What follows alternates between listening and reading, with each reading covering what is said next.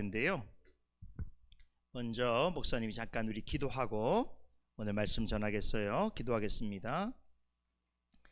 참 고마우신 하나님, 더운 날이 계속되는 중에도 하나님이 사랑하시는 우리 언약의 자녀들이 함께 모여서 또 귀한 신앙 캠프를 갖습니다. 하나님께서 이들을 사랑하셔서 일찍이 하나님께서 구별하신 믿음의 부모님들과 가정 가운데 또 이들을 보내어 주시고 귀한 선물로서 잘 자랄 수 있도록 하실 뿐만 아니라 또 하나님 기뻐하시는 교회 가운데 속하여서 신앙교육을 받도록 하여 주심을 감사드립니다. 오늘 이 저녁과 내일까지 또 우리가 함께 말씀을 나누게 될 텐데 우리 자녀들이 어려서부터 하나님의 말씀을 생명의 양식으로 삼고 그 말씀 위에 자신의 신앙을 바르시 세워갈 수 있도록 은혜를 베풀어 주시고 오늘 이 첫 말씀 시간에도 우리 모두와 함께 하셔서 우리 모두가 말씀 가운데 은혜와 기쁨을 누리게 하시고 또 어릴 때부터 하나님의 말씀을 듣는 귀와 또 분별력을 허락하셔서 어느 자리가 있든지 하나님의 자녀로서 바르게 서갈 수 있도록 은혜를 베풀어 주시옵소서. 감사드리며 예수 그리스도 이름으로 기도드리옵나이다. 아멘. 자, 오늘 말씀을 보겠습니다. 자, 앞에 보세요. 오늘 말씀 창세기 12장 말씀하고 22장 말씀인데 우리 보여요? 잘 안 보이죠? 잘 안 보이니까 솔직히 잘 안 보이죠, 그죠? 성경 있어요? 그럼 성경을 좀 찾아보겠어요. 성경 창세기 12장 1절로 9절 1절에서 9절 말씀까지. 자, 이 말씀 어떻게 읽느냐면 우리 남자 우리 자녀들이 먼저 읽고 두 번째는 여자 자녀들이 읽고 그래서 번갈아서 한번 읽어보도록 하겠어요. 자, 마지막 9절은 함께 같이 읽으면 되겠죠. 먼저 남자 자녀들부터 1절부터 또 2절은 여자 자녀 이렇게 해서 마지막 9절은 한 목소리 같이 읽겠어요. 자, 시작.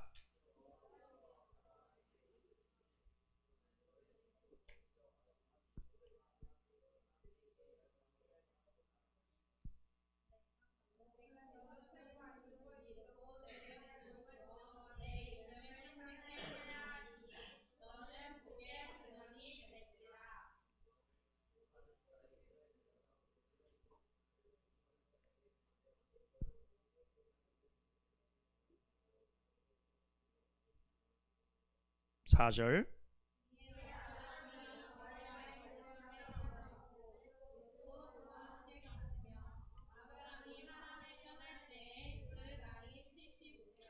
자, 잠깐만. 우리 남자 여자 이렇게 읽는데 우리 남자들이 조금 더 분발해야 될 것 같아요. 더 힘을 모아서 잘 보고 한 목소리 좀 크게 읽겠어요. 5절 시작.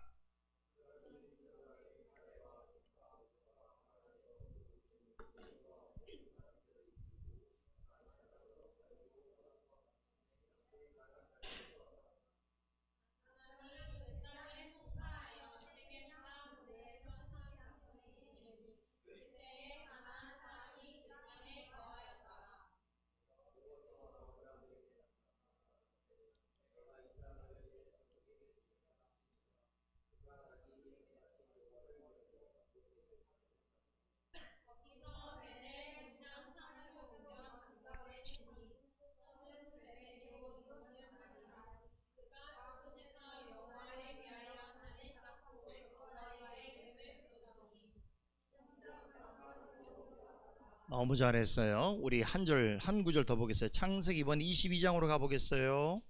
창세기 22장. 자, 1절로부터 14절입니다. 1절로부터 14절 우리 같은 방식으로 이번에는 우리 여자 자녀들이 먼저 읽고 남자 자녀들이 다음 읽고 번갈아 읽도록 하겠어요. 먼저 1절은 여자 자녀들 시작.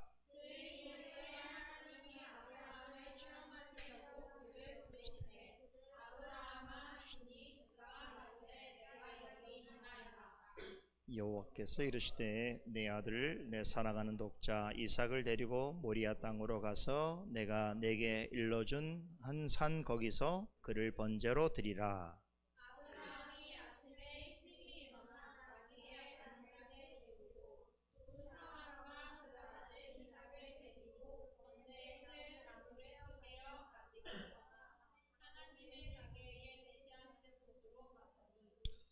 제3일에 아브라함이 눈을 들어 그곳을 멀리 바라본지라.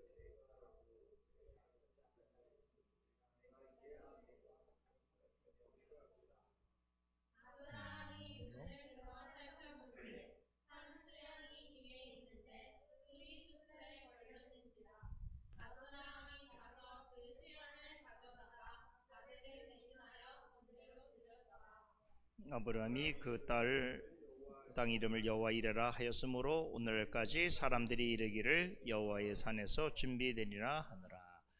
자, 오늘 말씀 창세기에 있는 말씀인데요. 여러분, 오늘부터죠. 내일까지죠. 목사님 3번에 걸쳐서 말씀을 전할 텐데, 이 3번에 걸쳐서 우리는 각각의 새 인물을 살펴보게 될 거예요. 자, 오늘은 어떤 인물 같아요? 누가 주인공 같아요? 그렇죠. 아브라함인데요. 자, 볼까요? 이번에 우리 캠프에서 여러분과 함께 하루마다 한 말씀마다 한 사람씩 살펴보게 될 텐데, 자, 먼저 누구 같습니까? 여러분 볼 때 맨 왼쪽에 있는 사람 누구 같아요? 네, 아브라함이에요. 그리고 다음 두 번째 누구 같습니까? 어떻게 알았어요? 동율이 어떻게 알았어요? 이거 어떻게 알았어요? 찍었어요? 어떻게 알았어? 얘기해 보세요. 와, 그랬군요. 야곱이 씨름꾼이었군요. 맞아요. 맞아요. 지금 이 그림은 야곱이 누구랑 씨름하는 거예요? 천사랑. 강호동과 씨름하는 게 아니에요? 강호동 모르지 여러분들. 미안해요. 자, 씨름하는 얘기예요. 누구라고요? 야곱, 제이콥이에요. 자, 3번째 시간에는 이 사람은 누굴까요? 삭개온지 어떻게 알았어요? 시아가 어떻게 알았어? 이거 삭개온지. 엄마 아빠가 미리 얘기해 줬어요? 목사님 저는 뭘 전할걸? 근데 어떻게 알았어요? 나무로 위에 올라가는 거 원숭이 아니에요? 성경에서 나무에 올라간 사람 있죠? 누구예요? 삭개오 이야기. 자, 목사님하고 이렇게 3번의 말씀에 새 인물을 하나하나 공부를 하게 될 텐데, 자, 그런데 이 새 인물은 공통점이 있어요. 혹시 공통점이 뭔지 알아요? 뭘까요? 뭐라고요? 목소리 못 들었어요. 뭐라고 말한 거예요? 그런 말을 하지 말아주세요. 알았죠? 몇 조예요 거기? 어리니까 한번 봐주겠어요. 자, 막내라도 용서 안 해요. 잘 들어야 돼 목사님. 잘 보세요. 새 인물은 공통점인데 우리가 다 아는 공통점이 있을 거예요. 그죠? 믿음의 사람이라는 공통점, 유명한 성경의 인물이라는 공통점인데, 목사님 좀 다른 공통점을 여러분들 이야기하려고 해요. 아마 오늘 이번에 3번의 말씀은 여러분들이 처음 들어보는, 너무나 잘하는 이야기지만 처음 들어보는 이야기일 수도 있어요. 왜냐하면 이 3분의 공통점이 뭐냐면 바로 이거예요. 뭘까요? 와, 우상 숭배. 세상에, 아니 이렇게 유명한 믿음의 사람들이 무슨 우상에 관한 이야기를 하는 것인가 궁금해 할 수 있을 거예요. 이 3분의 이야기는 자, 우리가 그동안 알지 못했던 감추어진 우상 숭배에 관한 이야기를 우리에게 들려줄 텐데, 물론 이분들이 우상 숭배를 했다는 건 아니지만, 그런데 이렇게 훌륭한 분들도 우상 숭배의 위험성에 항상 놓여져 있다는 걸 오늘 살피게 될 거예요. 그러면서 궁극적으로 이 세 분을 통해서 무슨 이야기를 하려고 하냐면 바로 하나님께 영광, 솔리 데오 글로리아라고 하는 이야기를 하게 될 거예요. 자, 목사님 방금 우상 얘기, 우상 숭배했는데 여러분 우상 알죠? 우상. 자, 우상이 뭐예요? 자, 앞에 보세요. 우상. 우상이 뭐냐면, 자, 우상은 신이 아닌데, 절대적 신이 아닌데 마치 신인 것처럼 숭배하는 어떤 대상, 그 대상이 물건일 수도 있고 사람일 수도 있어요. 그것을 우상이라고 말하는 거예요. 그러니까 우상은 진짜 신이 아니에요. 진짜 신이 아니에요. 우상은 진짜 신은 아니에요. 진짜 신은 아닌데 사람들이 진짜 신인 것처럼 생각해서 그를 높이는데, 그 대상은 물질이 될 수도 있어요. 나무도 될 수 있고 동물도 될 수도 있어요. 사람도 될 수도 있어요. 아니면 사람들이 상상해 한 어떤 신화 속의 인물일 수도 있어요. 그렇죠? 그런 걸 우상이라고 그러는 거예요. 자, 그런데 우상을 보니까 우상이 되려고 하면 반드시 있어야 될 요소가 있어요. 뭐가 있을까요? 자, 우상과 우상 숭배자는 항상 동전양면처럼 같이 지내야 되는데 거기에는 요소가 있어요. 목사님 네 가지를 생각해요. 첫 번째는 뭐냐면 성상을 사람들이 둬요. 다시 말하면 우상을 숭배하는 대상을 생각하게 되는 거죠. 그리고 그것을 잘 섬길 수 있도록 이렇게 목사님처럼 말씀을 전하는 그러한 성직자들이 있어요. 그리고 그 성직자들의 가르침을 따라서 우상 앞으로 나와서 경배하는 신도들 혹은 신자들이 있어요. 그리고 마지막으로 그런 사람들이 모여서 나름대로 자기들의 종교적 의식과 규례가 있어요. 이것이 바로 우상과 우상 숭배의 네 가지 요소라고 볼 수 있는데, 자, 그런데 여러분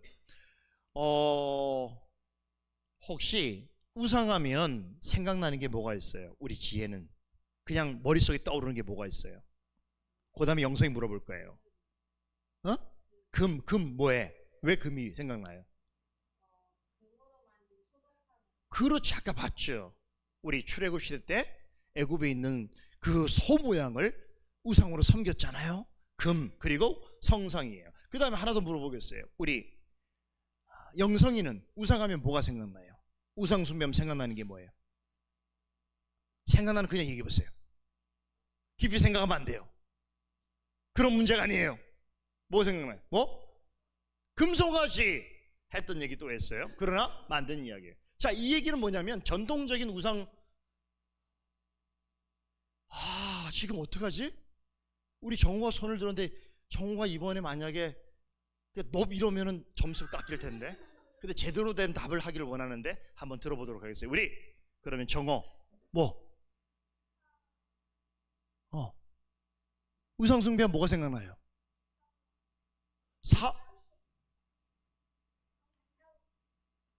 사울이? 바둑이 친구야? 사울이가 누구야? 사울? 그럼 누구? 사람을 얘기한 거예요? 아빠 해석해줘요. 뭐예요? 오케이, 커뮤니케이션 있다 하고 뭔가 대답을 했어요. 그죠? 대답을 했는데 아마 생각 좀 더 할 거예요. 잘 보세요. 지금 우리 친구들이 생각하는 우상 숭배는 일반적인 거예요. 다시 말하면 우리 우상하면 뭐가 생각나요? 아까 얘기했듯이 이렇게 금으로 지었던 아니면 돌로 만들었던 나무든 사람이든 간에 모양이 있어야 될 거 아니에요. 그죠? 그 앞에 사람들이 찾아가서 절하고 경배하는 거 있잖아요. 그런 것들이 과거로부터 지금까지 전통적으로 일반적으로 생각하는 우상 숭배라는 거예요. 그렇죠? 그런데 오늘 여러분들에게 목사님은 충격적인 이야기를 해주려고 해요. 그게 뭐냐면 진짜 우상 숭배는 뭐냐? 진짜 우상은 뭐냐면 사실은 그냥 뭔가 눈앞에 보이는 어떤 것에 가서 머리를 조아리고 그것을 경배하는 것만을 말하는 것이 아니고 모든 것이 다 우상이 될 수 있다는 거예요. 무엇이든 우상이 될 수 있어요. 우상이 안 될 수 있는 건 하나도 없어요. 존재하는 모든 것들은 다 우상이 될 수 있다는 거예요. 이게 실제적인 우상 숭배의 개념이에요. 자, 이 사실을 성경이 어떻게 증거해 주는지를 잠깐 볼까요? 우리 앞에 보니까 무엇이든 우상이 될 수 있다라고 하는 목사님의 이 주장을 성경이 어떻게 증거해 주냐면, 첫 번째 보세요. 성경은 우상 숭배를 가리켜서 뭐라고 얘기하냐면, 어떤 상에 가서 머리를 조아린 것만 얘기하는 것이 아니라 탐심, 탐욕이 우상 숭배를 했어요. 그 탐심은 뭘 가리키는 거냐면 무언가를 강렬하게 찾는 마음을 말하는 거, 좀 어려운 말로 욕망이라는 거예요. 그러니까 사람이 무엇을 간절히 찾는 것 자체가 우상 숭배라고 사도 바울께서 가르쳐 줬단 말이에요. 두 번째는, 자, 사람은 아담 이후로 모두 타락했죠. 근데 타락한 사람의 마음속에서 만들어질 수 있는 강렬한 욕구가 뭐냐면, 뭔가 하나님이 아닌 존재를 신처럼 생각해서 만들려고 하는 생각이 있다는 거예요. 그래서 유명한 캘빈 목사님은 뭐라고 말했냐면, 사람의 타락한 그 마음은 우상의 공장이라고 그랬어요. 여러분, 우리가 무슨 물건을 만들 때 공장에서 물건 만들어내죠. 그런데 이 우리가 살아가는 모든 세상에 무엇이든 우상이 될 수 있는 그것은 누가 만들어냈을까요?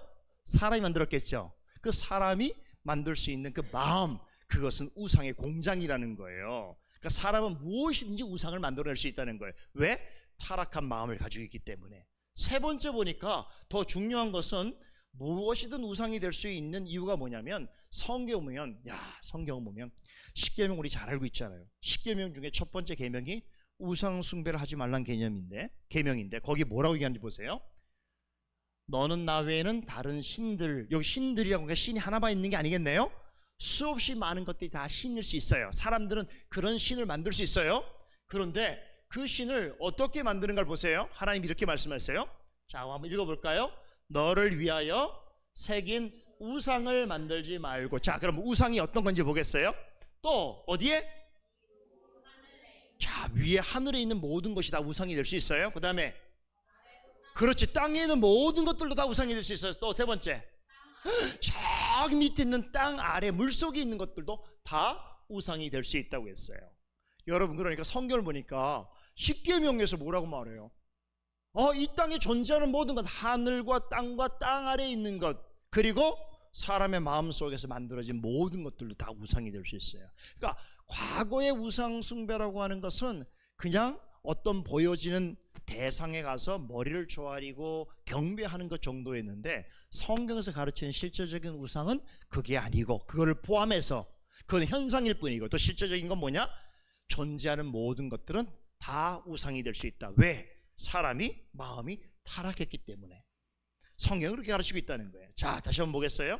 그래서 이제 일반적 우상과 성경적 우상을 좀 이야기할 텐데, 일반적 우상이라고 하는 것은, 자, 다시 한번 전통적인 우상이란 얘기예요. 신처럼 생각되는 존재를 숭배하는 것, 그거는 일반적 개념의 우상이에요. 그런데 성경에서 말하는 우상은 뭐냐면, 하나님이 아닌 다른 것을 하나님처럼 숭배하는 건 다 우상인 거예요. 그러면 아까 목사님 뭐라 했어요? 무엇이든 다 우상이 될 수 있다고 그랬죠? 그러니까 무엇이든 하나님이 다 될 수 있어요. 무슨 얘기예요? 사람들은 그렇게 생각한단 말이에요. 우리는 여호와 하나님, 그리스도, 성령을 하나님을 생각하고 섬기지만, 그렇잖아요. 그런데 다른 종교 어떤 사람들은 다른 이름으로 된 신들을 섬기겠죠? 그런데 그런 신뿐만 아니라 사람들이 생각할 수 있는 모든 대상들은 다 자신이 하나님처럼 생각하면 그것이 뭐가 된다는 거예요? 우상이 된다는 거예요. 자, 그래서 따라하세요. 짝퉁 하나님. 짝퉁 하나님. 여러분, 짝퉁이란 말 알아요, 몰라요? 알죠? 유명한 명품, 엄마들이 좋아하는 명품 있잖아요. 명품 가방. 근데 가방 중에 사실 진짜 명품은 많지 않대요. 다 짝퉁, 저기 중국이나 베트남이나 어디에서 만든, 비슷하게 만들긴 했는데 실제로는 명품이 아니야. 신들도 그렇다는 거예요.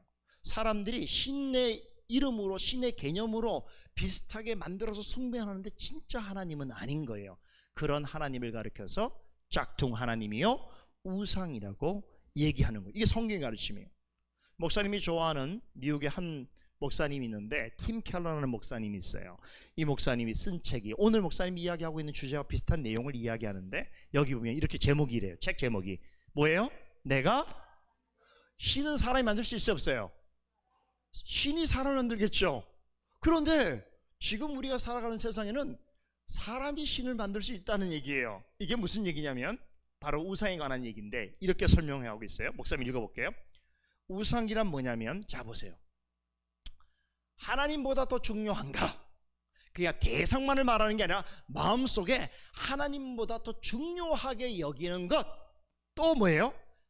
우리의 마음과 공상의 세계를 하나님보다 더 많이 차지하고 있는 그 어떤 것.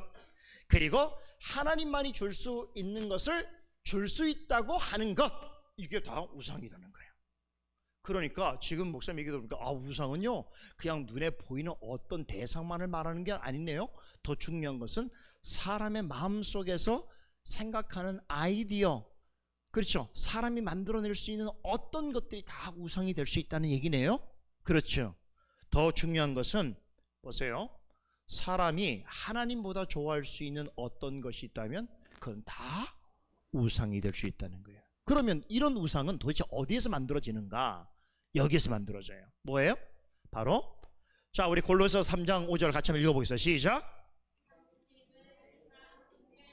성경에서는 우상은 어디서 만들어지냐면 바로 사람의 마음인데, 여기 탐심은 타락한 사람의 마음을 가리켜요. 그럼 타락한 사람의 마음은 어떠냐면 항상 무언가를 갈망하는데 그 갈망하는 걸 통하여 신적인 존재를 필요로 하기 때문에 사람의 마음속에 타락한 그 탐심은 우상을 끊임없이 만들어낸다는 거예요. 에스겔서 보니까 이런 말씀이 있어요. 한번 읽어보겠어요? 이 사람들이 자기 우상을 어디에?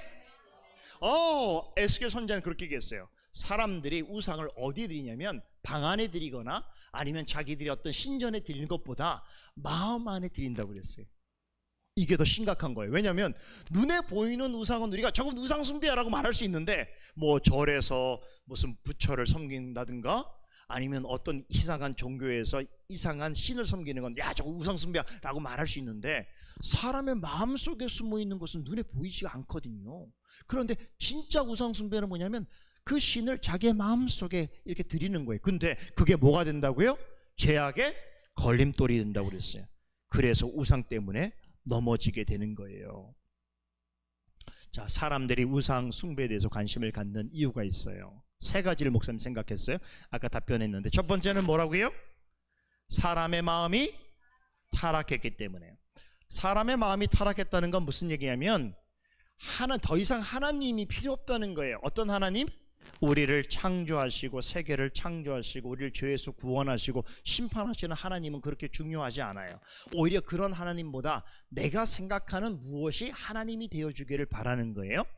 그게 사람이 타락했다는 이유. 여러분, 우리 인류 문화가 어디서 시작이 되냐면 대부분 종교에서 시작이 돼요. 그래서 우리 인류 문화가 어떤 기원을 가지고 있느냐를 깊이 연구해 보면 다 대부분 그 처음에는 종교적 현상이 나타나요. 여러분 아마 학교에서 배웠죠? 뭐 옛날에 뭐 구석기인들이 막 동굴 벽에다가 막 뭘 그리기도 하고 막 그러잖아요. 그리고 뭐 제사를 드리는 것도 막 나타나잖아요. 고인돌, 강화도 가면 고인돌이 다 그게 신에게 제사 드린 제단이잖아요. 여러분, 모든 종교는 다 종교로부터 오는데 종교의 핵심이 뭐냐면 신이 있다는 걸 얘기하는 거예요. 그런데 성경에서 말하지 않는 신을 섬긴다는 건 다 우상이잖아요. 그러면 모든 인류에 다 어느 곳에 시작할 때마다 그런 다른 종교에 있었다는 것은 결국 뭘 말하냐면 사람의 마음이 타락했다라고 하는 증거거든요. 또 한 가지는 아까 목사님이 얘기한 것처럼 사람은 타락한 마음으로 가만히 있질 못해요. 뭘 하냐면 하나님이 원하지 않는 무언가를 강렬히 원하는 거예요. 마치 에덴 동산에서 아담과 하와가 하나님의 말씀을 듣지 않고 어떻게 했어요? 선악을 알게 하는 열매를 먹지 말라고 했는데도 그것을 잘 보면서 그것을 먹고 싶어 했던 강렬한 욕망을 가졌던 것처럼 사람의 타락함은 무언가 하나님이 원치 않은 것을 강렬하게 원하는 거예요. 여러분도 생각해 보세요. 엄마 아빠가 여러분들에게 하라고 하는 것보다 하지 말라는 걸 더 어떤 데는 원할 때가 있죠. 너 이거 먹지 마. 밥 먹기 전에는 초콜릿 먹지 마. 그럼 어떻게 해요? 먹고 싶은 거야. 알아요? 너 TV 보지 마. 지금 시험 기간이니까. 그럼 TV를 보고 싶은 거예요. 그런 마음이 사람들에게 있거든요. 그렇죠. 그게 다 어떤 신을 만들고자 하는, 그 신을 섬기고자 하는 마음으로 나타난단 말이에요. 더 중요한 이유는 뭐냐면 사람들은 타락하면요 어떻게 하냐면, 자, 아담과 하와가 타락했잖아요. 결국 어떻게 됐어요? 하나님의 약속을 어김으로 인해서 에덴 동산 쫓겨났잖아요. 쫓겨나니까 누가 없어져 버린 거예요? 과거에 하나님을 섬기는 마음이 사라져버린 거죠. 그런데 어떤 생각을 하게 됐냐면 그래도 하나님이 필요해 안 해요? 필요하거든요. 자신들을 만드신 하나님은 지금 관계하지 않지만 하나님이 필요해. 그걸 어떻게 알 수 있는 줄 아세요? 아담과 하와가 처음 타락을 해서 세상에 왔을 때에 성경 이야기가 뭘로부터 시작됐냐면요, 그 이후 이야기가 뭐예요? 가인과 아벨이 제사를 드리는 이야기부터 시작하잖아요. 제사를 드렸다는 건 뭘 얘기하는 거예요? 아담과 하와가 타락해서 인간 세상에 살고 있는 얘기, 인간 세상의 이야기의 시작은 성경에서 뭐라는 거예요? 그 아담과 하와의 자녀들이 뭐라는 거예요? 제사를 드리잖아요. 제사를 드렸다는 건 뭘 얘기하는 거예요? 종교심을 가졌다는 거죠. 그러면 어떻게 가인과 아벨이 종교심을 가졌겠어요? 어떻게 제사를 드릴 생각을 했겠어요? 아담과 하와가 뭔가를 가르쳐줬겠죠. 그렇죠. 뭘 가르쳤겠어요? 사람은 하나님을 떠났지만 또 다른 하나님이 필요한 거예요. 인간만으로 이 세상을 완벽하게 살 수 없기 때문에 뭔가 자기의 마음을 안전하게 해주고 또 자기를 지켜줄 뭔가가 필요한데 그걸 신이라고 말하거든요. 그런 신적 존재가 필요했기 때문에 제사도 드리게 되는 거예요. 자, 그럼 성경에 보니까 우리 타락한 사람이 사도 바울이 뭐라 하냐면, 자, 우리 한번 읽어보겠어요. 로마서 1장 21절 22절 시작. 하나님이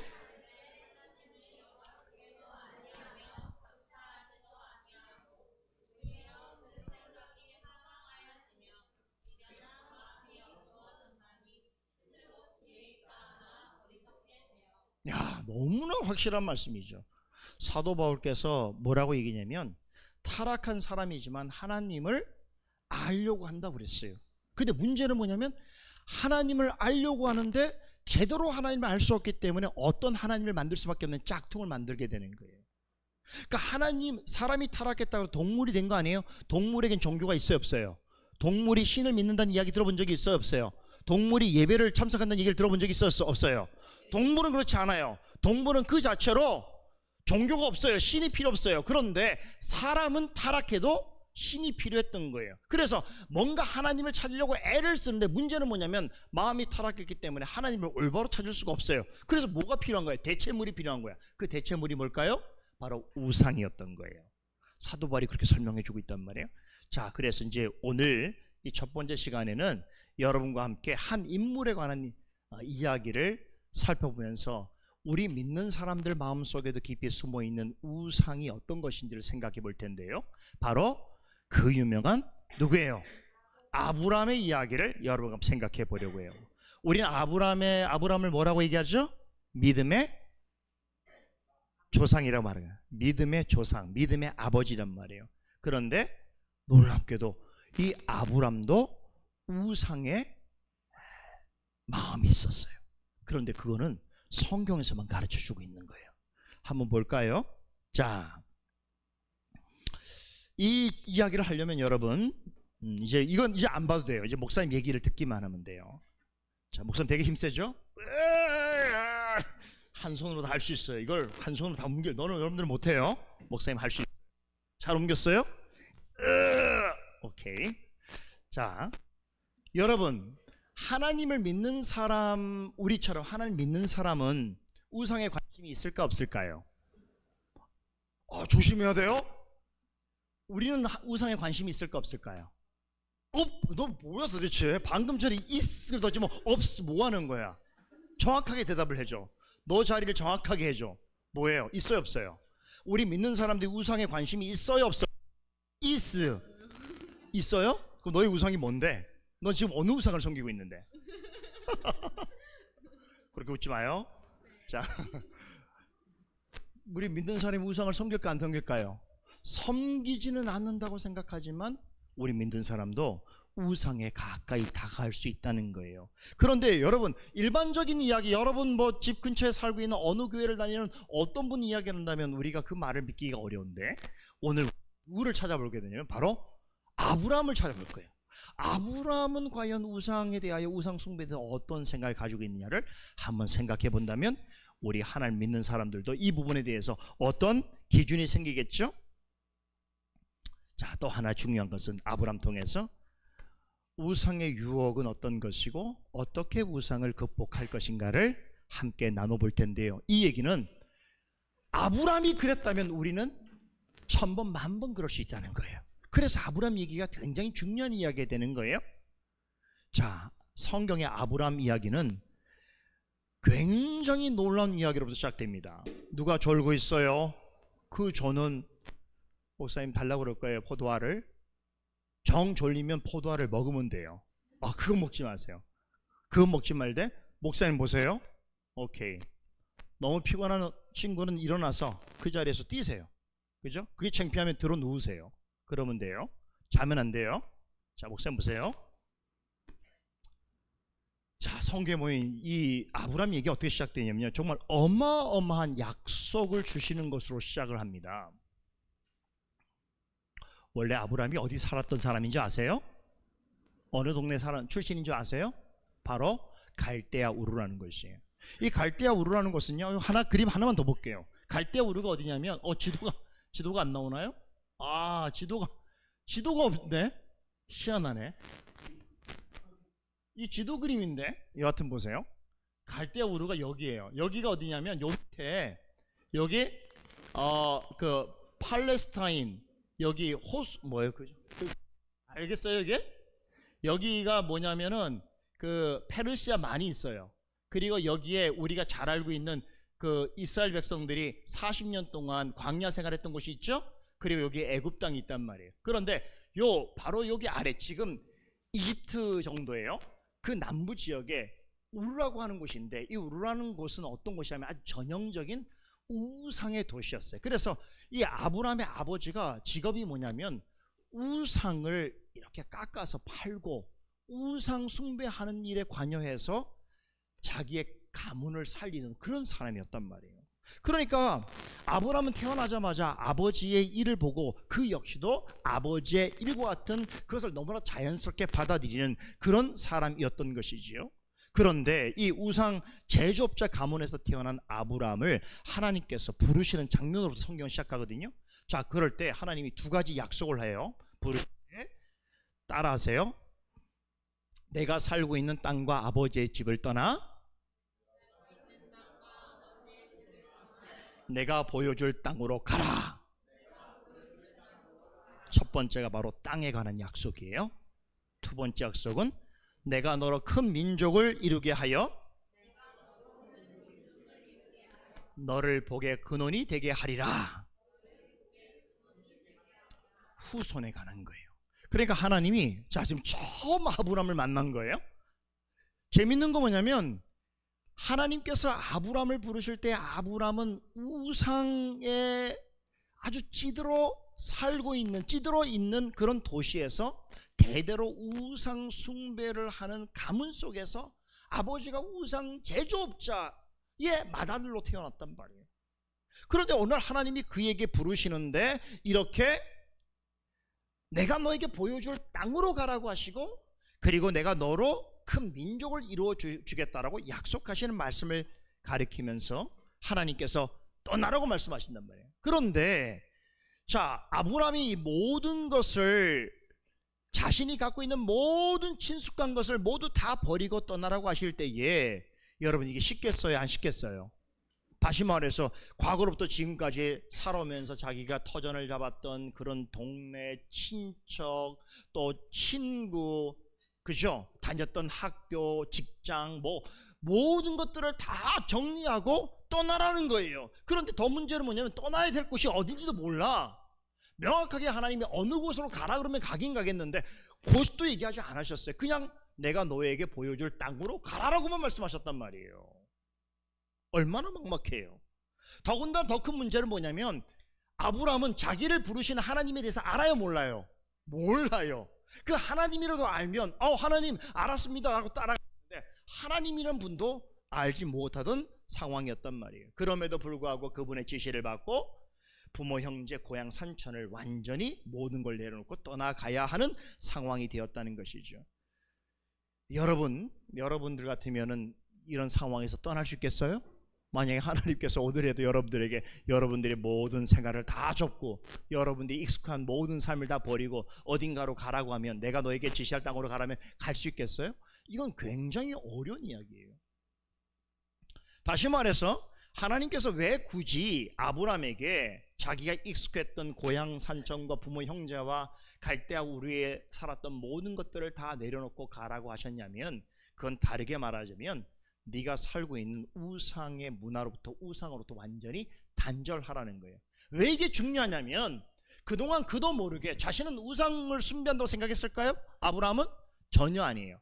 대대로 이렇게 그들이 그 갈대 우르에서 믿고 있던 신들을 우상으로 생각했을까? 절대로 아니었단 말이에요. 그런데 그 우상들이 필요했던 건 뭐냐면 자신들이 살아오는데 뭔가 필요하고 뭔가 소망을 갖고 뭔가 거기서 얻을 것이 필요해서 우상을 섬겼잖아요. 그런데 하나님이 그 갈대 우르에서 완전히 떠나라는 얘기는 그 우상 숭배로 아주 찌들어 있는 그곳으로부터 완전히 단절하라. 그럼 단절하면 어떻게 했다는 거야? 네가 우상을 통하여 얻지 못한 완전히 새로운 차원의 위로와 소망과 축복을 주리라는 하나님의 약속인 것이죠. 자, 그런데 하나님은 두 가지 약속했다고 했어요. 첫 번째 뭐예요? 바로 내가 땅을 주겠다는 약속이에요. 두 번째는 뭐예요? 내가 많은 후손을 주겠다는 약속이에요. 그런데 땅을 준다는 것은 이거는 사실은 어렵지 않아요. 왜냐하면 그냥 길을 따라가면 어딘가 땅이 있고 그 땅에 머물라 그러면 여기가 거긴가 보다라고 생각하면 돼요. 근데 문제는 뭐냐면 자식을 주신다는 거예요. 그런데 갈대아 우르를 나올 때에 이미 아브라함이 어떤 나이인 줄 알아요? 아브라함은 이미 나이가 폭삭 늙은 아주 늙은 사람이었단 말이에요. 여기 보세요. 이 갈대아 우르에서 출발해서 어디를 가냐면 하란에 가는데 여기 얼마 안 걸려요. 여기까지 가는데 성경에 보면 갈대아 우르에서 그가 몇 살인지 나오지 않는데 처음 도착했던 하란에서는 그의 나이가 소개되고 있어요. 몇 살인 줄 알아요? 어느 조야? 누구야? 누구? 재현이 몇 살? 너 말이 네가 몇 살이냐고. 정확했어요. 아브라함이 몇 살이었다고요? 75세예요. 맞아요. 와, 박수 한번 쳐주세요. 이런 박수 쳐야 돼요. 그죠? 얼마 전에 입교생 갔죠? 당당해요, 입교생. 그죠? 교육을 잘 받았어요. 75세였단 말이에요. 그러니까 여러분 75세고 그러면 아내가 혹시 몇 살인 줄 알아요? 사라 아내가? 화란에 도착하니까? 어려운 질문이에요. 수학 질문이니까 내볼게요. 어렵습니다. 잘 생각해 보세요. 사라의 나이는 아브라함의 나이보다 10살이 적습니다. 몇 살이었을까요? 야, 어려운 거 맞췄어요. 화란에서 65세. 자, 그럼 보세요. 분명히 하나님께서 아브라함에게 많은 후손을 주신다고 했는데 그런데 지금 첫 번째 도착한 땅에서 이미 나이가 75살이야. 그리고 아내는 65세야. 여러분 그럼 아이를 낳는다면 도대체 얼마를 더 많이 낳을 수 있을까요? 한번 물어보겠어요. 우리 정대민 집사님 있으니까. 정대민 집사님, 사람이 생물학적으로 아이를 낳을 수 있는 나이가 보통 한 어느 정도 됩니까? 어디까지? 40 전입니까? 40 후도 가끔 나긴 나는데요. 예.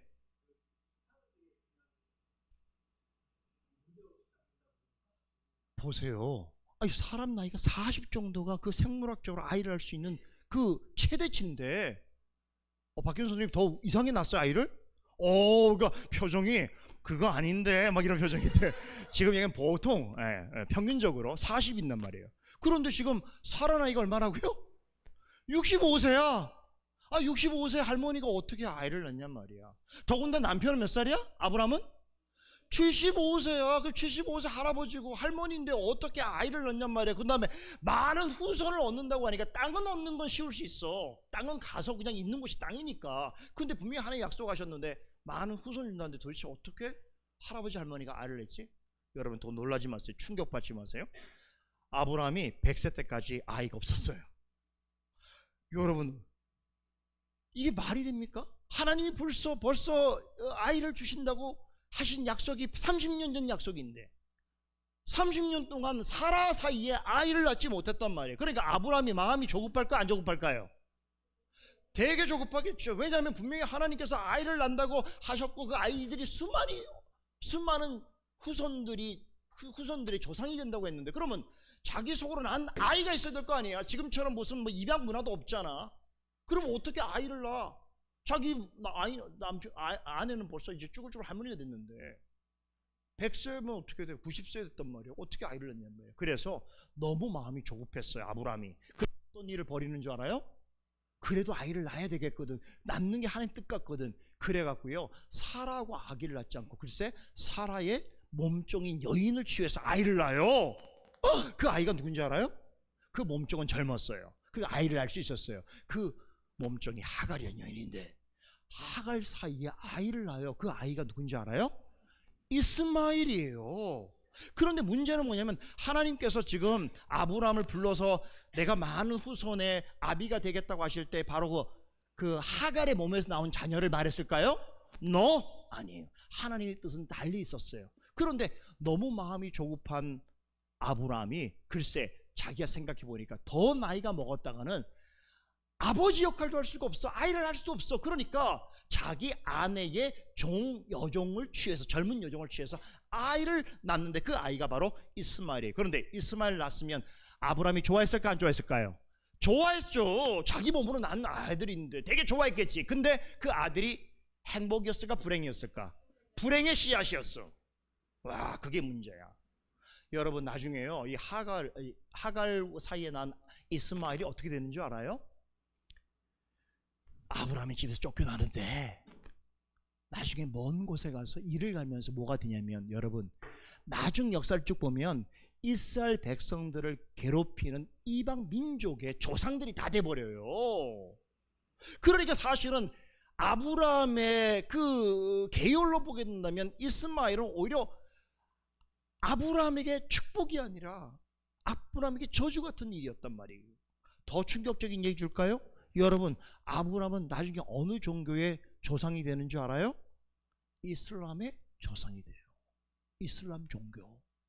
그죠? 우리는 아브람, 이삭, 야곱을 말하는데 거기는 아브람, 이스마엘을 말해요.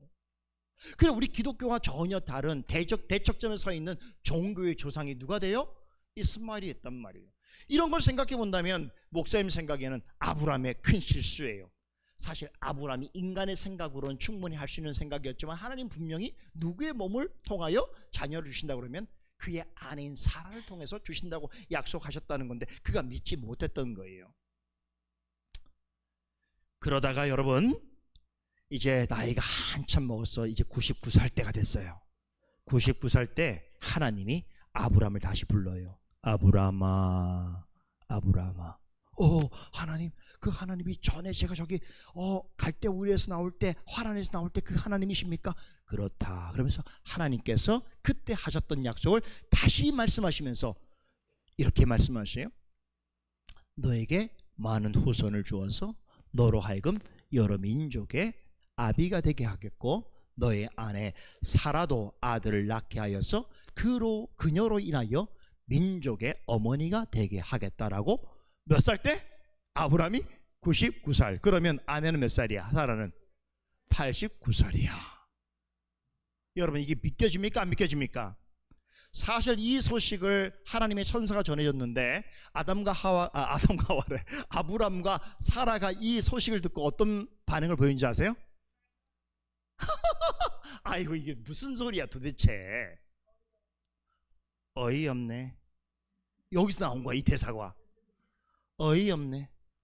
어이가 없는 거야. 말같지도 않아. 아니 그동안 그래도 좀 젊었을 때 노력했을 때는 아이를 전혀 못 갖다가 이제 100살이 다 됐는데 아이를 갖는다는 거 이건 불가능한 일이잖아요.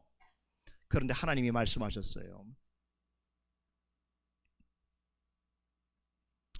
이렇게 해서요 하나님의 뜻이 이루어지는데 이 소식을 전한 지 얼마 후에 그들이 100살과 90살이 됐을 때 아들을 낳습니다.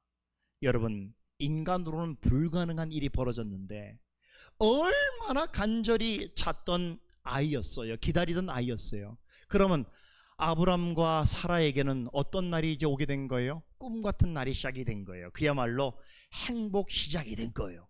생각해 보세요. 지금도 여러분들은 잘 모를 수 있어요. 아직 어리니까. 조금 크면 여러분들이 어른이 되면 이제 결혼을 하게 되면 자녀를 낳는 일이 되게 중요한 일이 되는데 어떤 부부들 같은 경우는 그렇게 아이를 갖고 싶어 했는데 5년, 10년, 15년, 20년이 지나도 아이를 갖지 못하는 것 때문에 아주 고통을 당하고 있는 그런 부부들도 있단 말이에요. 그래서 아이를 갖지 못하니까 뭐 병원에도 다니고 또 어떤 하나님 믿지 않는 사람들은 어디 절이도 가고 뭐 다른 신도 쫓고 있는 사람도 있잖아요.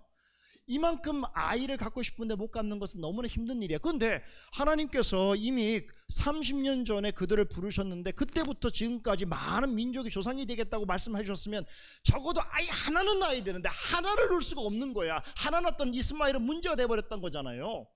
그런데 하나님 또 나타나셔서 작년 99살 89살에 나타나셔서 하시는 말씀이 아니, 너뿐만 아니라 너의 아내도 민족의 어머니가 되게 해주시겠다고 하니까 얼마나 황당해. 웃을만 하지요? 어이없다고 할 만하지요? 그런데 약속대로 다음 해에 100살 때 90살 때 아이를 낳습니다. 그런데 그 아이 이름이 뭔지 알아요? 이삭이에요. 이삭이라는 이름 뜻이 뭔지 알아요? 뭐야 이삭 이거 있다. 짜자잔. 이삭의 뜻이 뭘까요? 이삭 뜻. 토스트? 아니에요. 이삭이 뭘까요? 뭐? 아 몰라? 이삭. 힌트 줄게. 스마일. 웃음.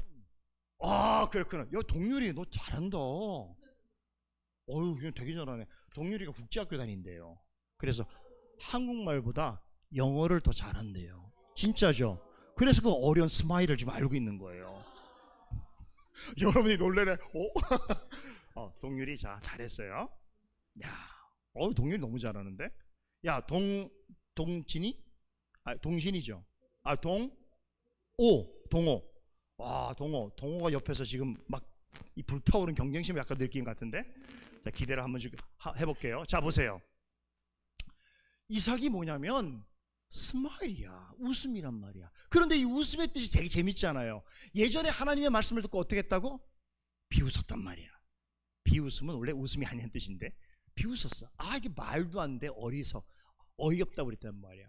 쓴 웃음을 지었어. 특별히 그걸 누가 지었냐면 사라가 그 소식을 듣고 밖에서 비웃었단 말이에요.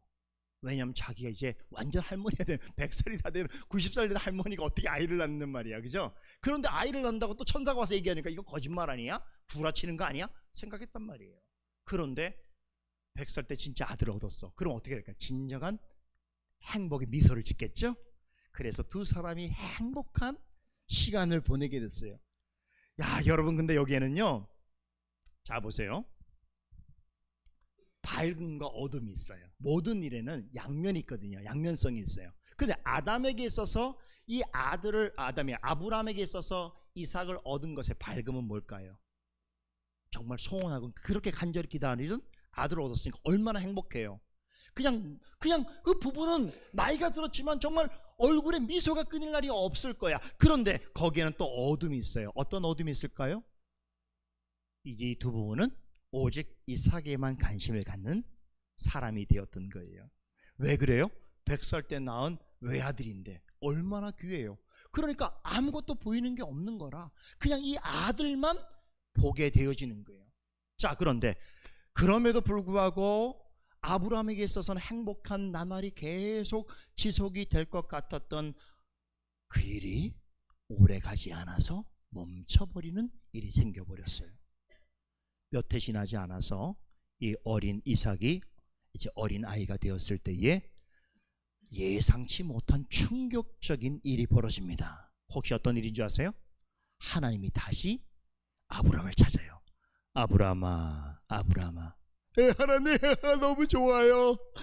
이삭이 태어나갖고 내가 너무 행복한 게 아이고 하나님 감사해요. 그런 마음이었겠죠? 아브라함아 그 아들을 내가 지시할 땅으로 가서 번제로 드리라. 뭐를 하라고요? 뭘 하라고? 제물로 드리라는 거야. 지금 몇 살 때 얻은 아들인데 100살 때 말이 되냔 말이에요. 근데 그걸 말이 안 되는 게 하나님이 하셨단 말이에요. 아니 어떤 주시고 뺏기도 하고 뭐 하시는 거예요 도대체? 그죠?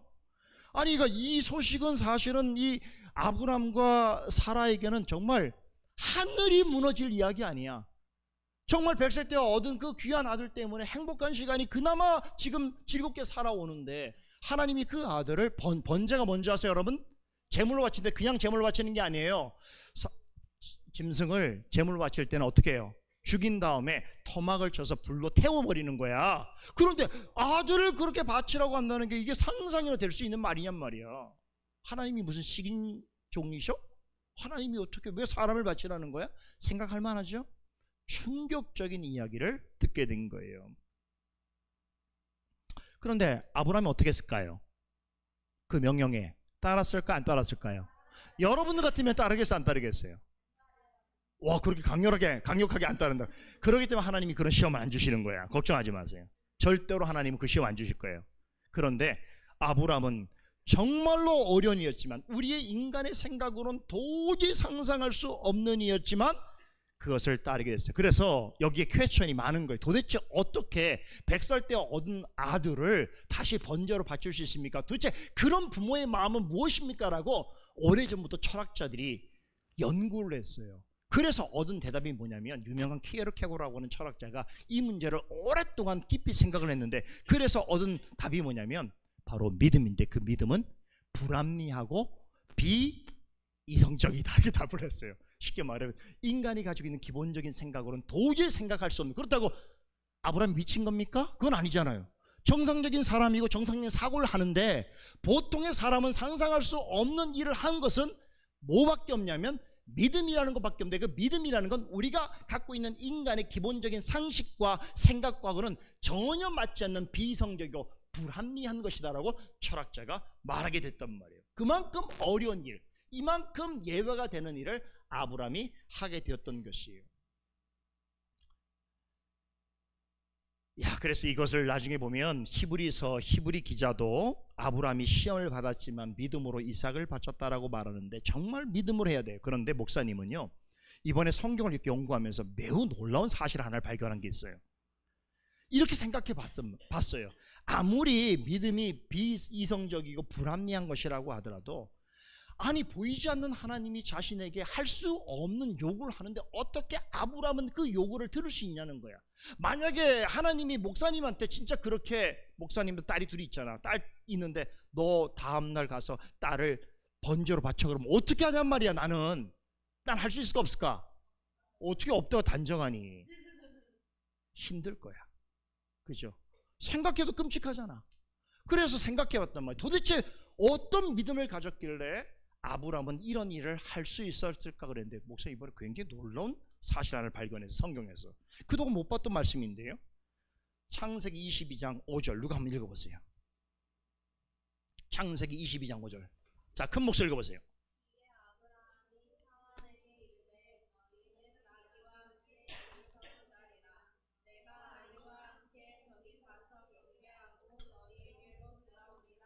아멘. 자, 보세요. 놀라운 말씀이야. 봐봐. 지금 100세 얻은 아들을, 이 귀한 아들을 번제로 바치러 가야 되니까 가긴 가. 하나님이 지시할 땅이 모리아 산이라는 곳으로 가는데 혼자 간 게 아니었어. 누굴 데려갔어? 그렇지, 이삭도 데려갔겠지. 이삭을 안장에 채워 올라갔겠지. 그 다음에 누가 따라갔냐면, 거기 누가 따라갔다고? 사한들이 따라갔단 말이야. 그러니까 그 집에, 아브라함은 큰 부자였어요. 그러니까 종들이 많았던 거겠죠. 그 혼자 그 산을 올라간다는 되게 힘든 일이잖아. 그 종들이 어디까지는 따라오겠단 말이야. 따라왔는데 이제 그 목적지에 도달하게 되자 아브라함이 종들에게 뭐라고 말하냐면 이렇게 말해. 너희는 여기서 기다려. 내가 내 아이와 함께 가서 경배를 드리고 너희에게로 다시 온다고 그랬어요. 그런데 우리말 성경에는 너희에게로 돌아온다고 그랬는데, 영어 성경 제가 읽어드릴게요. 영어 성경 이렇게 번역되고 있어요.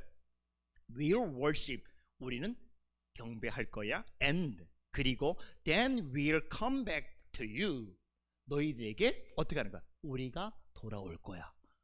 위야, 위. 무슨 얘기야? 분명히 아들을 데리고 가는데 자기 홀로 돌아온다는 게 아니라 우리는 같이 돌아올 거라고 얘기하고 있단 말이에요. 누구에게? 종들에게? 그러니까 이 얘기 뭐냐면, 아브라함이 가졌던 믿음은 뭐냐면 이런 거야. 하나님이 하라고 하시니까 하긴 하는데, 하나님, 세상에 있는 일반 신들과는 달라. 무슨 얘기? 일반 신들은 어때? 정말로 사람을 받기도 했단 말이야, 번제로. 근데 우리 하나님은 그러지 않으셔. 왜냐하면 거룩하신 하나님이시기 때문에. 하나님이 절대로 사람을 제물로 받지 아니하시기 때문에 짐승의 제물을 요구하신 분이란 말이에요. 아브라함은 그걸 믿고 있어요. 그런데 자기 아들을 번제로 바친다고 할 때는 분명히 나는 이해할 수 없지만 하나님에게는 무슨 뜻이 있어. 그러니까 내가 그 뜻을, 하나님 뜻을 다 이해할 수 없지만 하나님이 하시라고 하니까 하긴 해. 그런데 하긴 하는데 어떤 믿음으로 하냐면, 하나님은 사람을 제물로 받지 아니하실 거다라는 믿음을 갖고 있는 거야. 근데 갖고 있다고 그래서 그러면 뭐 이삭을 데려갈 걸 무슨 다른 뭐 강아지를 데려가는 건 아니야. 반드시 이삭은 데리고 가. 왜냐면 하나님이 바치라고 했으니까. 나는 하나님이 왜 바치라고 한지를 모르겠어. 그러나 바쳐야 돼. 그러나 하나님은 사람을 제물로 받지 아니하시는 분이라는 건 알고 있어. 왜? 하나님은 거룩하시니까. 거기까지 온 거야. 생각을 하니까. 그럼 만약에 하나님께 바친 다음에 바쳤는데 받으시면 어떻게 할 것인가?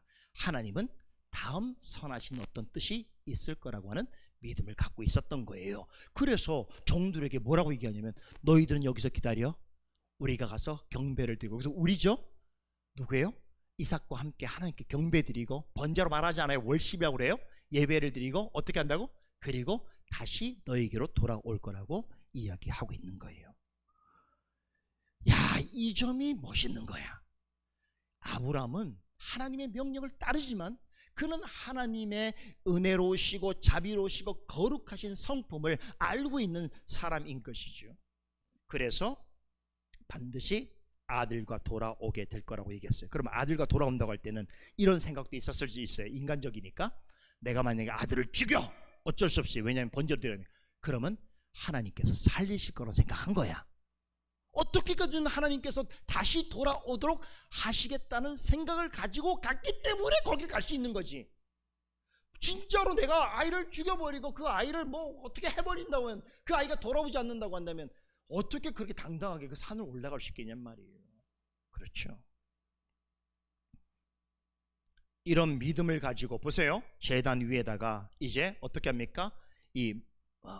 이삭을 딱 눕혀놓고 칼을 들어서 아들을 향하여, 여기까지도 진심이야. 이거 쇼 아니에요. 아브라함은 그렇게 하고 있어요. 하나님이 하라고 하니까. 근데 하라고 하신 뜻은 잘 모르겠어. 근데 하긴 해.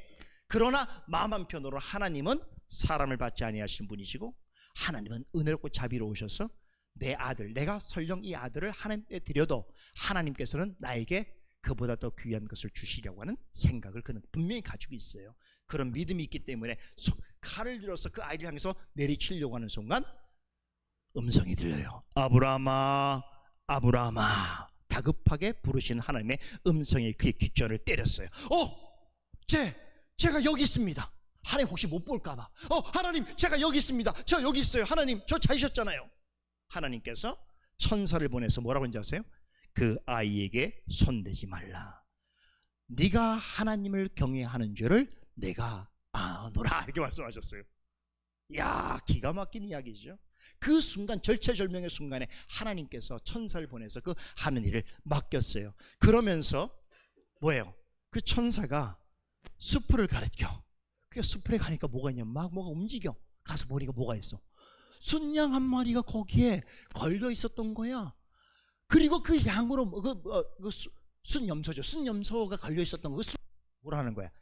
제물을 하나님께 제단에 드리라고 이야기합니다. 야, 놀라운 사실은. 그러면 여러분 생각해 보세요. 그 순양은 도대체 거기에 왜 있었던 거예요? 누가 준비했을까요? 하나님이 준비했어요. 그럼 이걸 우리가 다르게 생각해 봐. 하나님이 진짜 그러면 이삭을 죽이려고 하셨던 거예요? 아니시죠. 만약 그렇다면 순양을 준비하실 필요가 없잖아. 하나님은 사람을 제물로 받지 않으셔요. 하나님은 그걸 알고 계셔요. 그럼에도 불구하고 어떻습니까? 이삭을 향한 하나님의 뜻이 드러나고 이삭은 하나님께 순종하는 것을 하나님께서 원하셨어요. 그리고 그가 말씀대로 자신의 아들 이삭을 바치려고 할 때에 하나님께서 미리 예비하신 순양을 제물로 그에게 바치라고 하신 거예요. 자, 그런데 이 의미가 뭐냐? 세월이 한참 지나야 비로소 알게 돼요. 그게 이제 세월이 한참 지나서 신약시대에 오게 돼서 비로소 왜 아브라함더러 하나님이 이삭을 제물로 바치라고 하셨고, 그리고 그 대신 순양을 준비하셔서 그 순양을 제물로 바치게 하셨는지는 언제 다 답안지가 나오냐면, 여러분 수학 문제 풀다 보면 답답할 때가 있잖아. 잘 안 풀려. 그렇죠? 그런데 언제 알게 돼요. 답안지를 보면 알잖아. 그 답안지가 신약에 나와. 목사님 이따가 얘기를 해줄게. 그거는 마지막 시간에 얘기를 해줄게요. 그런데요, 오늘 여러분이 하고 싶은 얘기는 이거 핵심이, 자, 지금까지 목사님이 아브라함과 이삭에 관한 이야기를 했는데 무엇을 얘기하려고 하는 거냐면, 아브라함은 하나님을 두려워하는 자였어요. 우리가 그가 가진 행동을 보면 돼요. 그래서 하나님께서 그를 보고 네가 나를 경외하는 줄을, 여기서 경외한다는 건 하나님을 막연히 두려워하는 게 아니에요. 하나님이 어떠하신 분이신지를 알고 하나님을 경배하는 그런 하나님의 사랑이 지극한 것을 이야기하고 있는 거예요. 그러면 하나님이 왜 이런 일을 하셨냐면 그로 하여금 정말 시험을 하시려고 하는, 진짜 네가 나를 위해서 이삭을 죽일 수 있느냐 없느냐를 시험하기 위한 것이 결단코 아니에요. 이렇게 해석하면 안 돼요. 하나님은 그런 분이 아니에요. 하나님은 이 일을 통해서 오히려 아브람과 이삭에게 유익을 주시려고 하는 거예요. 다시 말해서 히브리서에 보면 이것을 시험이라고 하는데, 이 시험은 네가 이 일을 할 수 있느냐 없느냐의 시험이 아니라 너로 하여금 더 큰 믿음으로 나아가기 위한, 성경에서 말하는 정금 같은 믿음으로 나아가기 하기 위한 하나님의 뜻이 있는 요구였다는 것이지요. 자, 그런 점에서 보게 된다면 보세요. 하나님께서 이삭을 아브라함에게 바치라고 한 것은 그에게 여러분 공포심을 준 게 아니라 오히려 자비를 베푸시기 위한 하나님의 의도가 있었다는 거예요. 자, 이럴 때 이제 이삭을 다시 한번 생각해 보세요. 이삭은 어떤 존재입니까? 그가 100세 때 하나님의 약속을 따라서 낳은 존재죠. 그런데 한 가지 중요한 생각을 해야 돼요. 이삭을 바치라고 하신 것은 아버지가 아들을 사랑하면 안 된다는 걸 가르치기 위한 것이 아니라, 그에게 아무리 좋은 것이라도 그것이 100세 얻은 아들일지라도 하나님보다 더 사랑해서는 안 된다는 가르침을 주시는 거예요. 알겠어요? 이 교훈을 잘못 받으면 안 돼요. 아버지는 하나님의 말씀이라면 자식을 죽일 수 있구나, 이런 생각하면 큰일 나는, 건 교훈이 아니에요. 여기서 말하고 있는 건 뭐냐면 정말로 100세 얻은 아들, 자기 인생의 가장 값진 선물이라고 생각할 수 있는 그 아들, 그래서 그 아들로 인해서 인생에 그렇게 큰 행복을 맛보게 해주는 그 아들일지라도 하나님보다 더 사랑하는 존재가 되어서는 안 된다는 거예요. 왜 그러냐면 여러분 보세요. 이삭은 누가 주셨어요? 하나님이 주셨지요. 그런데 하나님이 주신 건 선물이라고 말하잖아요. 근데 하나님께 받은 선물이라고 하더라도 그걸 하나님보다 더 사랑하면 뭐가 되는 줄 알아요? 우상이 되는 거예요. 지금 이걸 가르쳐 주시는 거예요.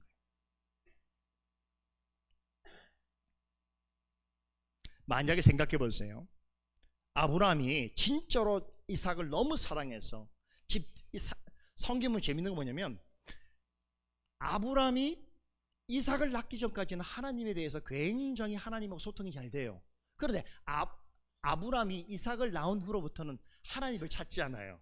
이게 재밌는 이야기예요. 무슨 얘기냐면 자신에게 하나님이 필요할 때는 하나님 걸 끊임없이 찾고 하나님 교제하기를 원하지만, 이제 하나님을 찾을 필요가 없는 즐거움과 재미가 자기에게 생겼을 때는 거기에 몰두하는 거예요. 그게 인간이란 말이에요. 아브라함도 그랬단 말이에요.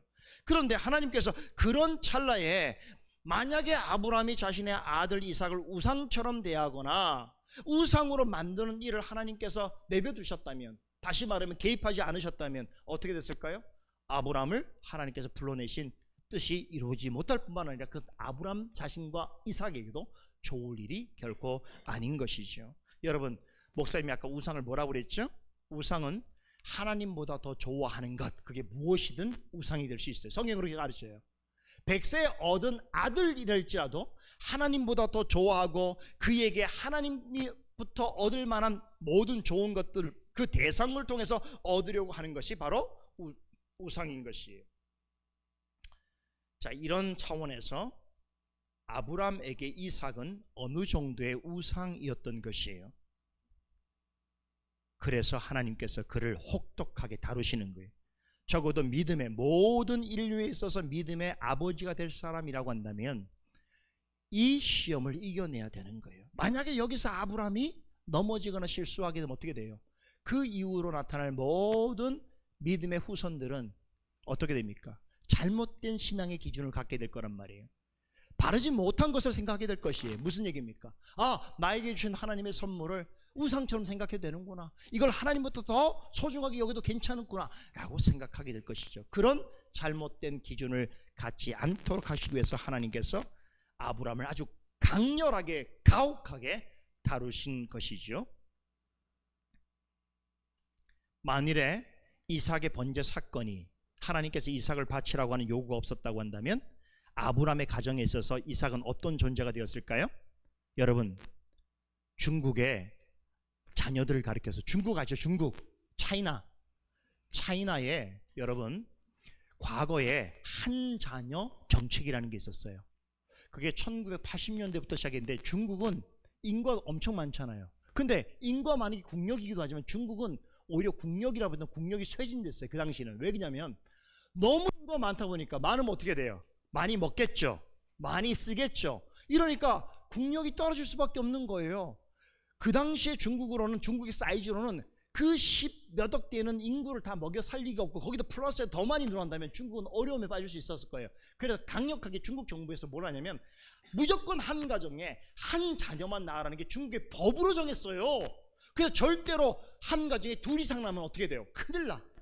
그래서 지금도 중국에 여러분 통계수에 들어가지 않는 자녀들이 되게 많다고 해요. 그 당시에 낳긴 낳는데 통계를 못 들어. 왜냐면 그 신고하면 큰일 나거든. 누가 고발하면 큰일 나. 벌 받단 말이야. 그래서 아이 하나만 낳았단 말이에요. 그런데 그렇게 난 한 아이를 뭐라고 중국에서 말하는? 소황제. 소황제가 뭔지 알아요? 황제 알죠? 황제가 뭐예요? 막 나라를 다스리는 사람이잖아요. 그런데 그 아이들 소황제라고 그래요. 왜 그런지 알아요?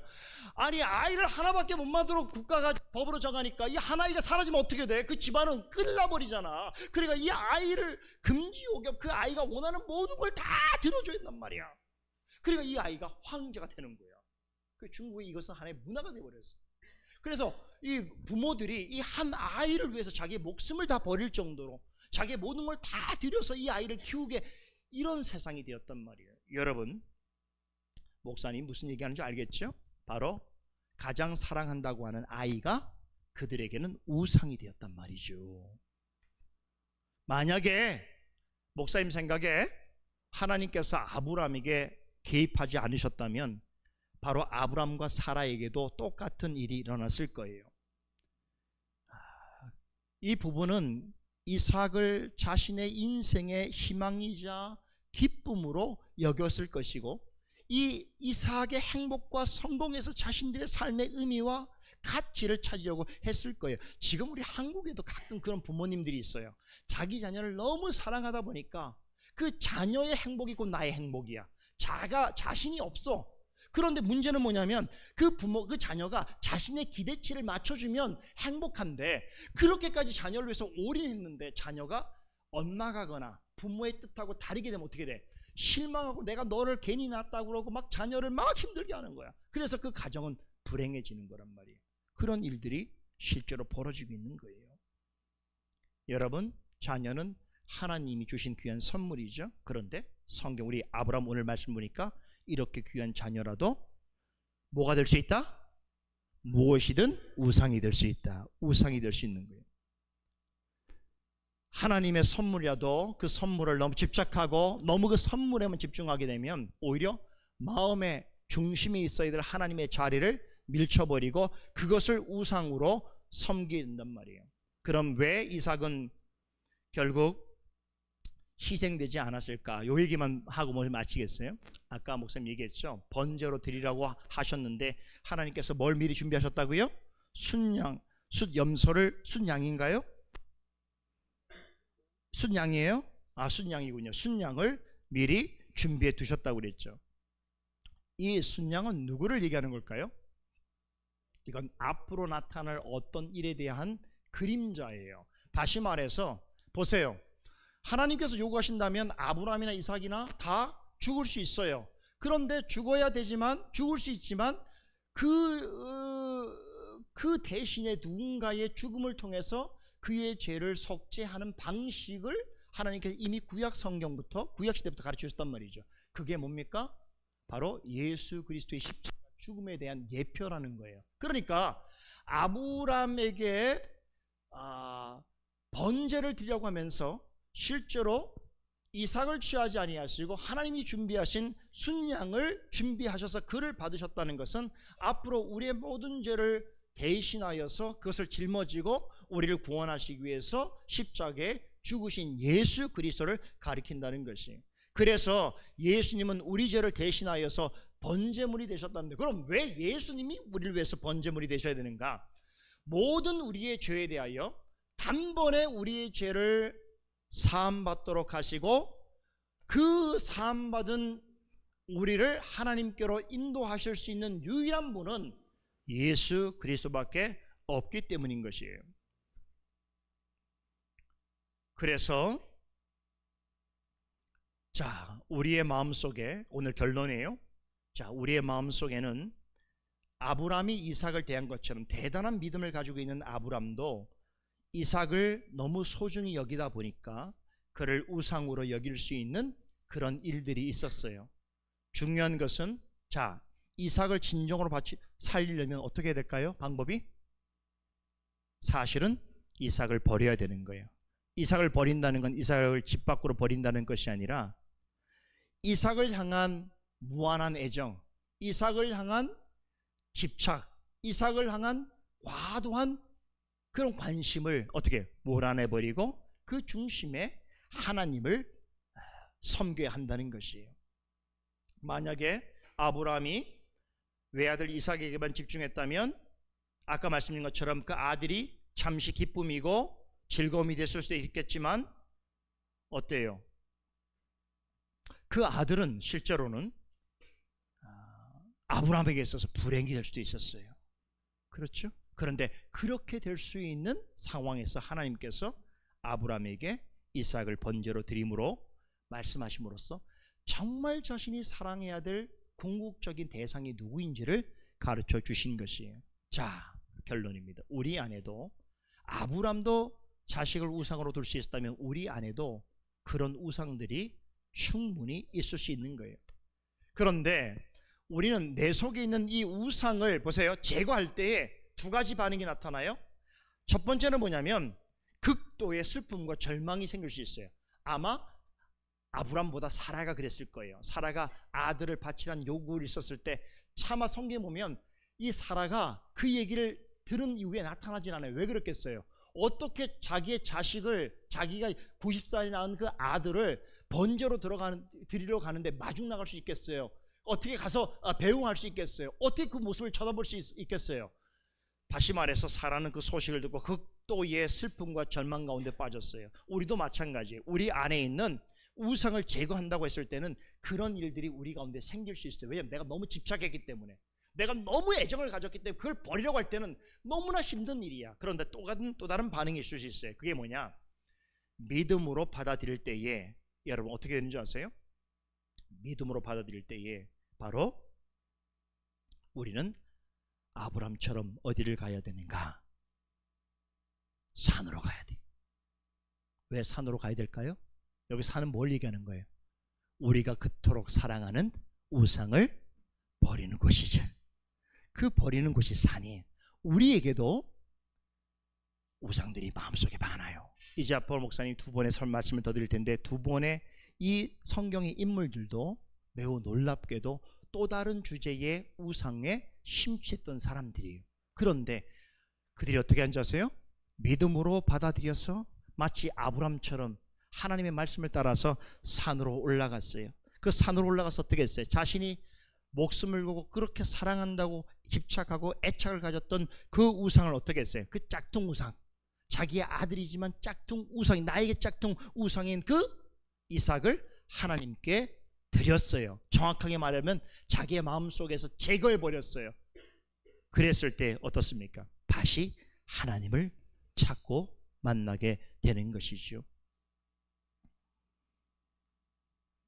하나님께서는 아브라함에게 하셨던 것처럼 지금 오늘 우리에게도 우리의 마음 깊은 곳에 자신만 알고 있는 우상에 대하여 버리라고, 다시 말하면 너도 아브라함처럼 내 명령을 따라 산으로 올라오라고 요구하시는 거예요. 그 산은 마음에 있는 산이에요. 직접 산에 갈 필요가 없어요. 하나님께서 요구하시는 산은 어떤 곳이냐? 우리의 우상들을 버릴 곳이, 그곳으로 오라고 말씀하고 계시는 거예요. 그럼 어떻게 돼요? 아브라함처럼 도저히 우리의 생각으로 이해될 수 없는 것일지라도 하나님이 어떠신 분이신지를 믿고 신뢰하는 마음으로 나아가서 산에 가서 그 일을 행하기를 원할 때 어떻게 돼요? 하나님이 진짜 답을 주시는 거예요. 진짜 좋은 것을 우리에게 주시는 것이. 이 답이 뭐냐? 진짜 우상을 이기는 법인데요, 따라서 하세요. 하나님이 없이는, 따라하세요. 하나님이 없이는 너는 소용없어. 하나님이 없이는 너도 소용없어. 이게 우상을 극복하는 일이에요. 다시 말해서 이삭을 사랑하는 하나님께서 기뻐하시는 일이에요. 그런데 하나님을 제껴두고 하나님을 중요하게 생각하지 않고 이삭을 사랑하면 이삭은 우상이 되는 거예요. 우리도 마찬가지. 우리의 이삭이 누굴까요? 우리의 엄마 아빠가 될 수도 있고, 우리의 형제들이 될 수 있고, 자매가 될 수 있고, 내 친구가 될 수 있고, 그렇죠. 누구든지 이삭이 우리들에게 있는 거예요. 그런데 그것들을 사랑하는 건 하나님의 뜻이에요. 이웃을 사랑하는 하나님의 뜻이잖아요. 그러나 하나님이 없이 사랑하는 것은, 하나님보다 더 사랑하는 것은, 하나님보다 더 마음의 중심에 두는 것은 뭐라고요? 우상이 되는 거예요. 이런 우상을 버리려면 어떻게 된다고요? 우리의 마음속에 가라고 하시는 산으로 가서 우상을 버려야 되는 거예요. 믿으십니까? 우리의 마음속에 있는 우상을 버립시다. 내일은 또 다른 우상을 버리는 법을 배우도록 하겠어요. 기도하겠습니다. 하나님, 은혜를 감사합니다. 오늘도 우리에게 말씀을 주셔서 우리의 마음속에 있는 진짜 우상을 우리가 발견하고 그것을 버리기 위하여 어떻게 해야 되는가를 아브라함의 생애를 통해서 살펴보게 되었습니다. 우리 어린 자녀들에게 있어서도 저들이 알지 못하지만 마치 신처럼 믿고 신뢰하고 사랑하고 또 애착을 갖는 그 무엇이 있을 수 있습니다. 그러나 스스로 생각하기에 아무리 좋고 바르다고 할지라도 하나님이 없다면, 하나님보다 더한다면, 하나님을 제껴둔다면 그것은 우상이 될 수 있다는 것을 배웠습니다.